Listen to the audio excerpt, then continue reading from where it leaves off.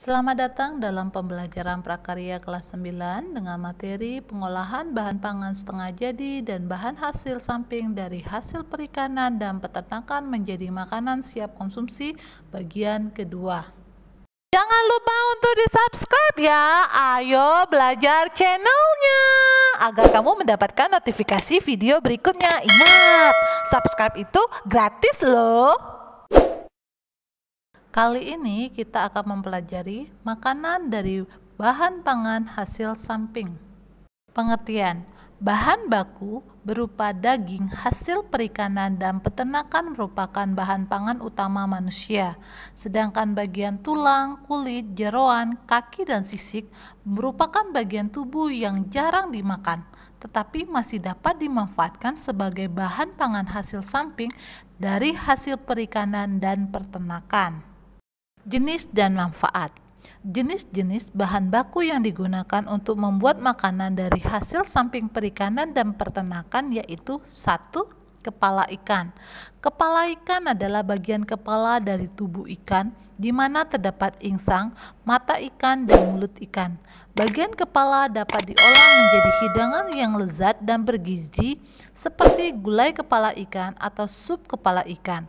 Bagian kepala ikan masih memiliki sedikit daging serta nikmat menyantap bagian mata ikan.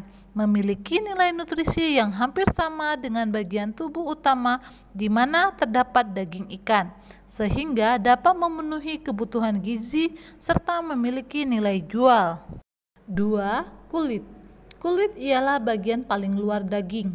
Kulit merupakan organ tunggal tubuh paling berat. Kulit juga merupakan hasil ternak yang paling tinggi nilai ekonominya, yaitu sekitar 59% dari nilai keseluruhan produk yang dihasilkan oleh seekor ternak. Kulit mempunyai banyak fungsi antara lain sebagai perasa, pelindung jaringan di bawahnya, memberi bentuk, pengatur suhu tubuh, tempat sintetis vitamin D. Kulit dapat diolah menjadi produk pangan seperti kerupuk dan masakan lainnya. 3. Ceker ayam. Ceker ayam adalah bagian dari tubuh ayam, yaitu bagian kaki ayam. Tekstur yang unik dan rasa yang gurih membuat ceker ayam digemari oleh banyak orang. Bagian tubuh ayam ini masih memiliki nilai gizi dan manfaat bagi tubuh.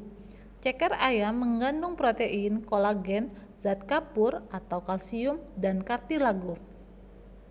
Ceker ayam memiliki sedikit daging di semua bagian hingga ruas-ruas jarinya.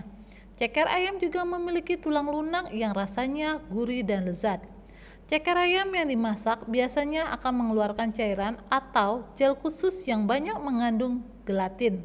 Ceker ayam dapat diolah menjadi produk pangan seperti keripik ceker ayam, bakso ceker ayam, sup ceker ayam, dan lain-lain. 4. Tulang ikan. Selain kepala ikan yang bisa mengurangi terjadinya osteoporosis, ternyata tulang ikan juga dapat membantu menguatkan dan memperkokoh tulang tubuh manusia karena tulang ikan mengandung kalsium, fosfor, dan vitamin D yang sangat dibutuhkan oleh tubuh dalam menjaga kokohnya tulang. Tulang ikan biasanya dikeringkan dan digiling menjadi tepung, sehingga menjadi tepung ini baru bisa diverifikasi dalam bentuk olahan berupa cemilan seperti pangsit ikan, stik ikan, kerupuk, dan lainnya. Teknik pengolahan makanan dari produk samping bahan baku perikanan dan peternakan. Teknik pengolahan makanan hasil samping dari bahan baku hasil perikanan dan peternakan melalui beberapa proses seperti 1. Penggorengan. Menggoreng adalah cara memasak makanan dengan menggunakan minyak atau lemak sebagai medium penghantar panas. Lemak sama dengan minyak dan hanya berbeda wujud karena perbedaan titik lebur. Aneka jenis ikan laut, daging ayam, keripik ceker, dan lain-lain adalah beberapa jenis olahan pangan yang antara lain dimatangkan dengan teknik digoreng. 2. Pengeringan. Pengeringan merupakan metode tertua untuk mengawetkan bahan pangan maupun non-pangan. Pada pengeringan, bahan pangan akan terjadi penurunan kadar air sampai kadar air tertentu sesuai dengan yang dikehendaki. Selama pengeringan, terjadi penguapan air yang terdapat dalam bahan pangan.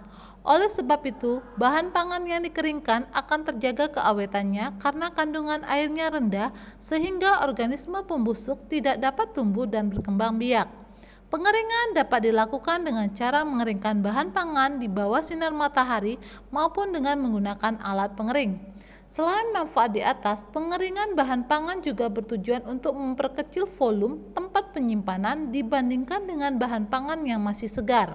Di samping itu, bahan pangan kering akan tahan lama bila disimpan dan lebih efisien dalam proses pengangkutan maupun distribusi.